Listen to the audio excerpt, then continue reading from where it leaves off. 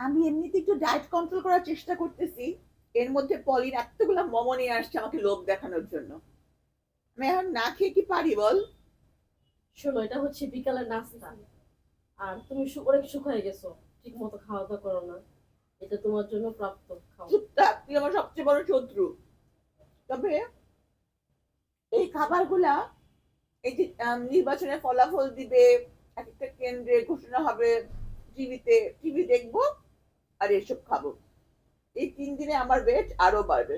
Sure থাক। সমস্যা না, নির্বাচন চলে গেলে আবার খাওয়া দাওয়া করতে হবে না। কিন্তু মোমোটা মজা, কোত্থেকে আনছে? মনে হয় এদিক থেকে আনছে। মানে পুলিশ বাজার পিছন থেকে না? হুম।